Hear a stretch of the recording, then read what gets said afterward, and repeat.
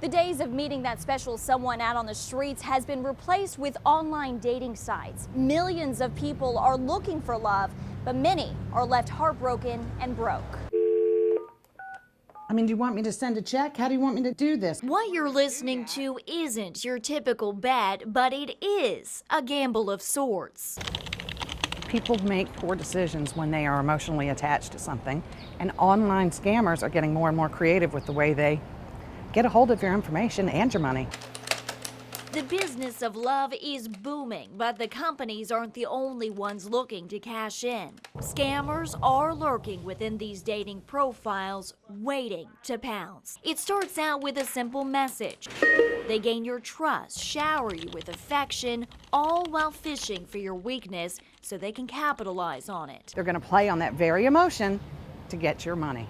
We launched a joint investigation with the Better Business Bureau. I created a profile as Beach Babe Jules, and within hours, the inbox was flooded with messages.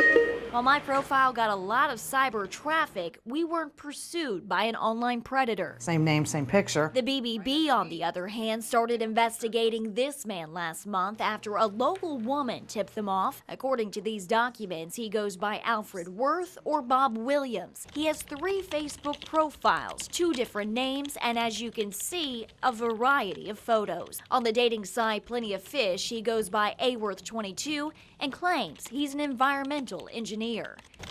In chat messages with her fake profile set up for Juliana, he qualifies for every red flag under the sun. He's quick to develop a relationship, says he's from Tabor City, North Carolina, but is currently working overseas and has very poor spelling and grammar.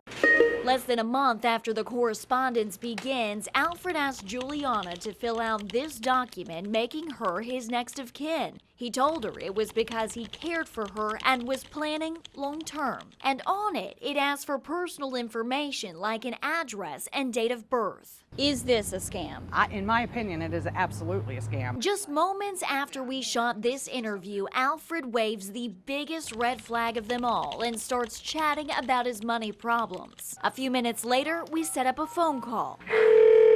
And sure enough, he answers. Hello, honey, how are you? Kathy takes the lead and asks how much money he needs. He starts out with $30,000, but quickly drops it to $20,000. How do you want me to do this? I mean, I can probably get a hold of $10,000. And without skipping a beat or a second of hesitation, he starts spilling specific instructions on how to wire this money. You really think you have a bond. You think that you are communicating with someone that you could have a future with. And all the while, all they're wanting to do is get in your bank account.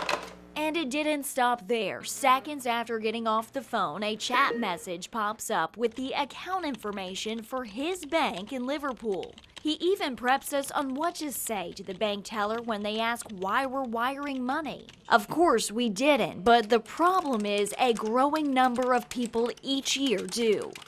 Once your identity is stolen once, he's going to sell it off to 50 other people, maybe 100 other people.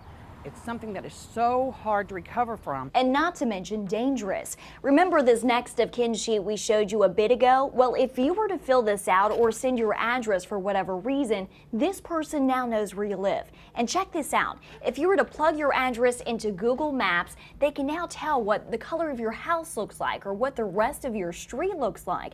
And they can use that information against you to make you believe they're actually watching you. The BBB gets threats like this all the time, all across the United States. So really the biggest rule of thumb here is to trust that gut feeling. And if something doesn't feel right, it probably isn't. Reporting tonight in Myrtle Beach, I'm Heather Biance for WMBF News.